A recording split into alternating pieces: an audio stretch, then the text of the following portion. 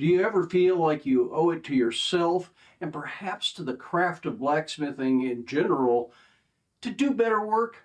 I know I feel that way quite often. So today I want to take a look at making a hook that isn't just ordinary, but extraordinary, something that really elevates the concept of a forged hook. But I'm still going to use material that most people would consider to be scrap.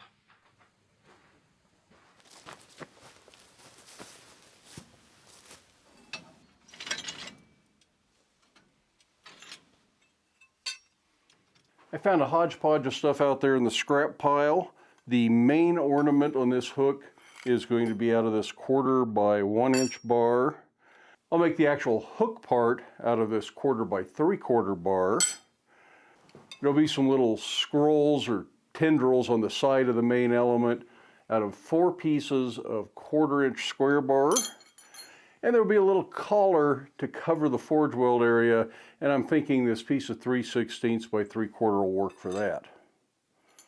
So that's 7 different pieces that are all going to be forge welded together to make this hook. Now, none of this is going to be particularly difficult, but everything has to go right, and it's going to be a little bit time consuming. So let's get a fire going and let's get started.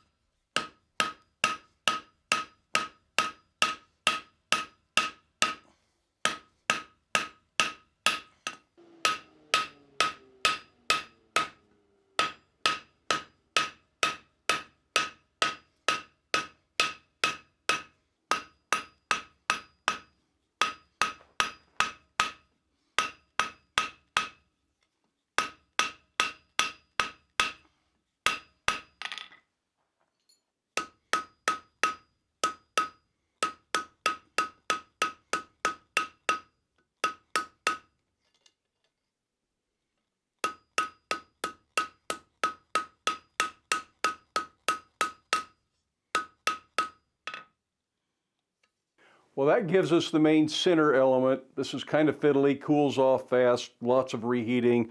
I've probably been at this for hour and a half just to get this part of this done. So this is not going to be a simple quick hook. This is a chance for you to challenge yourself and elevate your work to a higher standard. Now I'm going to move on to the 1/4" square bars. These will be drawn out into a flat taper. Those will be scrolled up later after the forge welding is done, but I think it'd be real easy to burn the tips of these off if they were close to the forge weld. So they'd be left hanging out long and then brought back down later.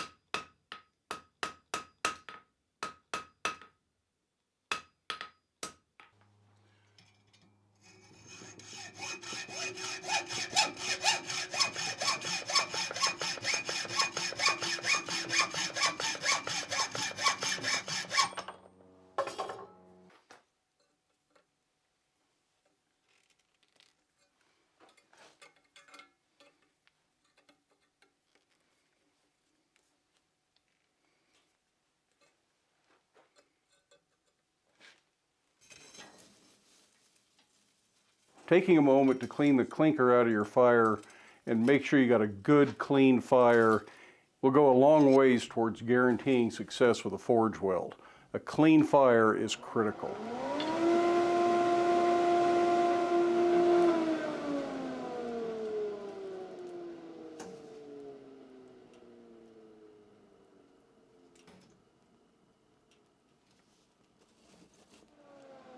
It takes light, rapid blows to set the weld. We can go to heavier blows later on.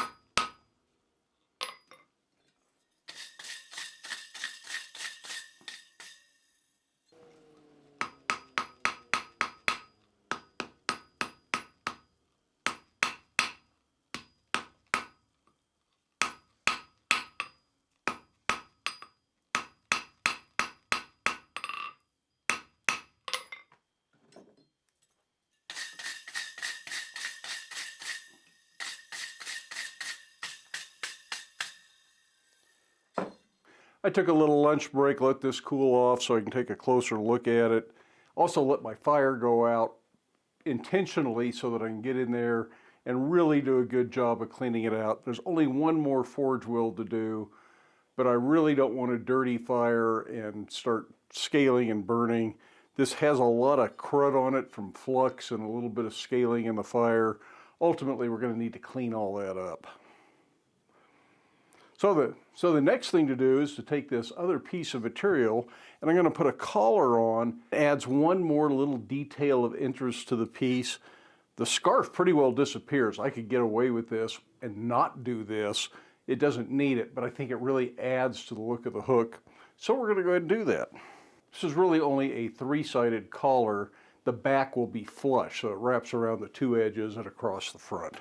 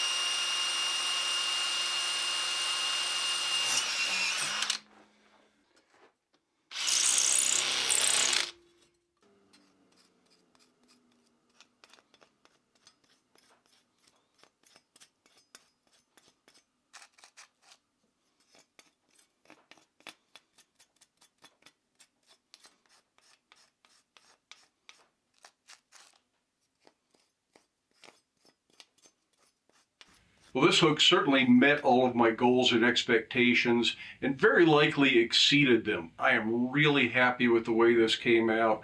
I've been seeing hooks of this style in my head for months now and really wanted to get them out of my head and onto the anvil, and I am thrilled with the way this came out.